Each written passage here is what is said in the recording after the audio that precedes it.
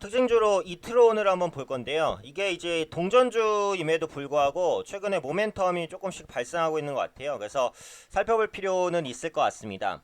이트론은 그 기존에 이제 IT 관련된 서비스를 제공하는 업체예요. 그래서 IT 및 전자장비 관련주로 분류가 됩니다. 근데 동전주가 그렇듯 최근도 보시면 이제 적자가 좀 지속되는 그런 모습이 나타났어요. 그래서 기업이 펀더멘탈적으로 많이 훼손이 됐기 때문에 주가가 꾸준히 우하향을 보여주면서 동전주까지 갔는데 최근에 3자 배정 유증과 함께 공급 계약 체결 이슈까지 나오면서 투자 심리가 좀 빠르게 살아나는 움직임들이 나타납니다. 오늘 나온 내용은 KT와 해상무선통신망 구축 계약을 체결했다라는 이슈죠. 그래서 관련해서 이제 해상통신 시장에 대한 성장 기대감도 같이 한번 부각이 되고 있는 부분이 있기 때문에 이런 부분들도 함께 좀 체크해 보실 필요는 있을 것 같아요. 그래서 이트론 같은 경우 보시면은 일단은 첫 번째로 말씀드려야 될 게 그 유상증자인데 제가 말씀드렸습니다. 유상증자는 이게 주주 배정이라든지 뭐 일반 공모 유상증자가 있죠. 이런 것들은 거의 악재예요. 왜냐면 지분가치 희석이 되니까. 근데 호재로 반영될 때가 있죠. 바로 이제 3자 배정이라는 말이 붙을 때 그렇습니다. 그러면 3자 배정 유상증자는 지분 희석이 안 되냐? 아니죠. 똑같아요. 어쨌든 증자, 자본금이 돈을 받고 늘어나는 거는 똑같아요.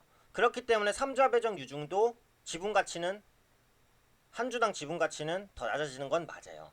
하지만 그럼에도 불구하고 3자 배정 유증은 대부분 호재죠. 왜냐면 이 3자 배정에서 이 3자는 보통 기업이거나 아니면은 뭐 거대한 뭐 큰 손이 될 수도 있고 어쨌든 대규모의 자금을 가지고 있거나 가질 수 있는 그런 업체입니다. 그럼 3자 배정 유증이기 때문에 일단 물량 소화는 걱정 없어요. 왜냐하면 3자 배정이니까 그 3자가 발행되는 신주는 다 가져가요.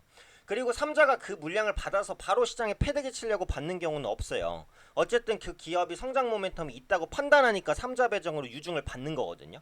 그럼 시장에 물량이 풀리지도 않고 이 3자가 왜 이 종목에 대해서 유증을 받았을까? 뭔가 이제 핵심 정보를 알고 있나? 혹은 이 기업이 정말 모멘텀이 괜찮구나 라고 시장 자매다들이 생각할 수 있게 하거든요. 그래서 3자 배정 유증은 기본적으로 호재입니다. 지금 대상자가 EID예요.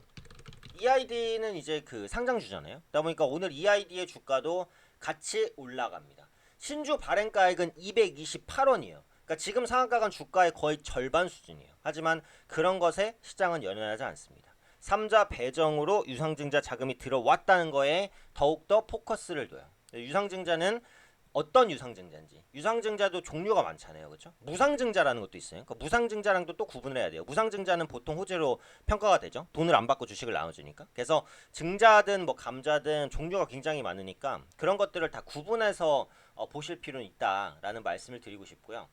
오늘 이제 추가적인 이슈가 있었죠. 상한가로 가는데 도움이 됐었던 이슈라고 생각을 합니다.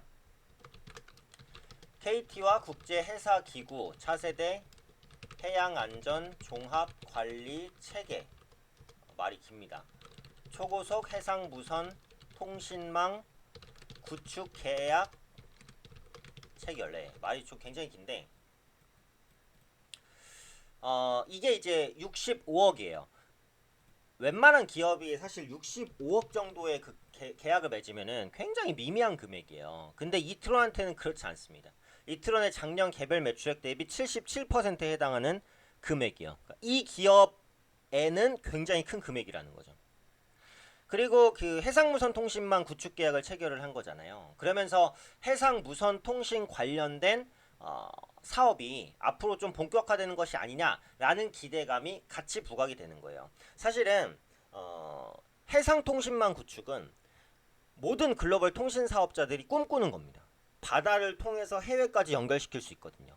어차피 지구의 상당 부분은 바다로 이루어져 있잖아요. 바다를 통하면은 닿지 못할 국가가 별로 없어요. 근데 문제는 이 해상 무선 통신이라는 게 정말 엄청나게 많은 돈이 듭니다. 지상에다가 다리 하나를 세우는데도 돈이 많이 드는데 하다못해 지하철을 뚫어도 천문학적인 돈이 드는데 바다에다가 전선을 깔아서 통신망을 구축한다? 이거는 진짜 상상도 못할 돈이 드는 거거든요. 그래서 엄두를 내지 못하지만 그렇다고 추진하지 못할 사업은 아닌 거예요. 어차피 언젠가는 가야 될 분야라는 것을 모두가 알고 있기 때문에 통신사들이 어떻게든 구축하려는 노력을 글로벌 통신사도 그렇고 국내 통신사도 그렇고 앞으로도 할 거예요. 그러다 보니까 앞으로 해상 무선 통신 시장이 조금 더 이제 확장될 수 있지 않을까라는 기대감도 오늘 주가 상승에 어느 정도의 그 영향을 주고 있다라고 생각을 하고 있습니다.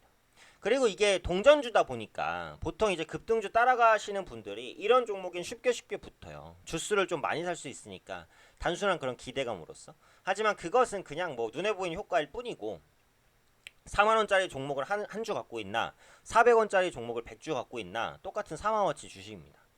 그러니까 그런 부분에는 너무 현혹되실 필요는 없어요.